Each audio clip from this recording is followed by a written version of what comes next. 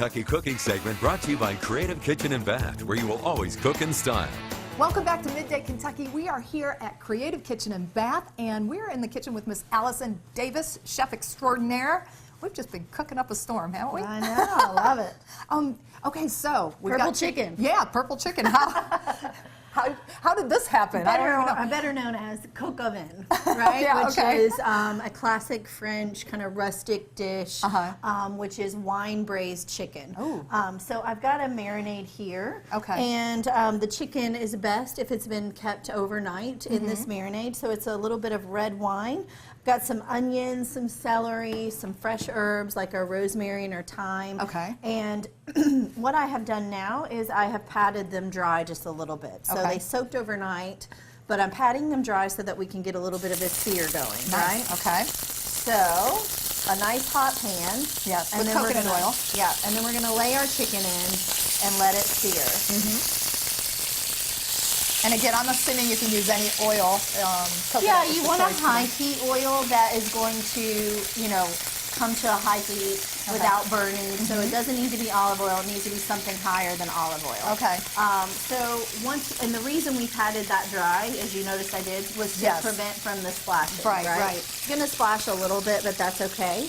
What we're trying to do at this point is just get a sear on the chicken. Okay. We're not going to cook the chicken all the way through. I know that sometimes is like mind-boggling for people. They're like, what? You're going to put the cooked chicken back in with the mixture where the raw chicken was? Yeah. And I said, yes. Because what we're going to do is we're going to put it in the oven. So if there's any raw chicken that's in this marinade, it's going to get cooked, right? Because it's going to cook in that. The chicken's going to get cooked all the way through. Everything's going to be cooked all the way through. Gotcha. So don't freak out. Okay. All right? I've never heard of this before, so this is really interesting. So we're going to continue to sear our chicken and just brown it.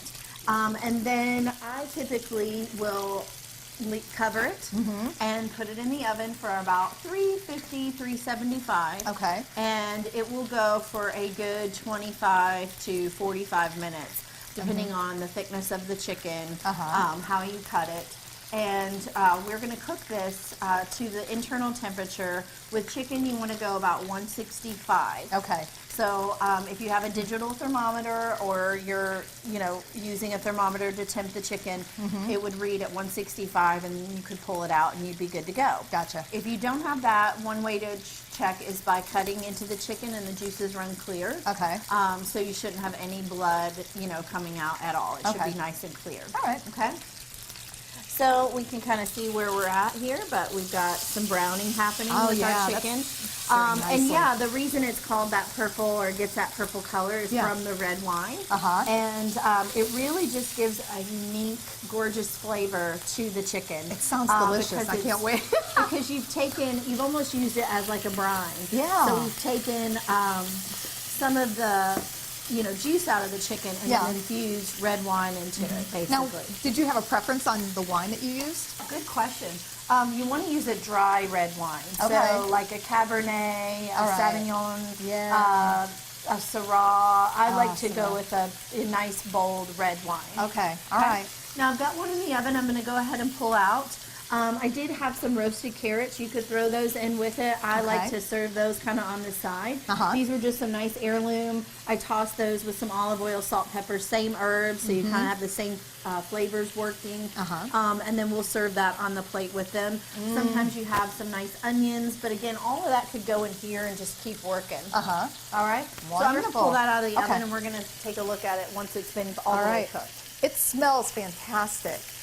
Oh my goodness gracious. I'm ready to eat right now. I know. Can we just dish it up right now and go? If you had smell-o-vision, you could really see, but the chicken is nice and brown. Everything's cooked. We'll pull that out. We'll serve it with some carrots. If you wanted to caramelize some onions over top. And then what you could also do is take that juice that's at the bottom and reduce that down a little bit, and that becomes your sauce. Okay?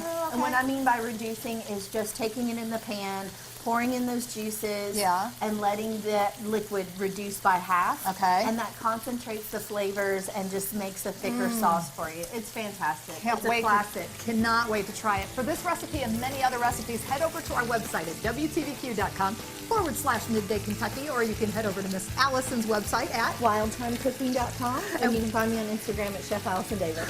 We'll be right back right after this short break. Keep it right here. All right, girl.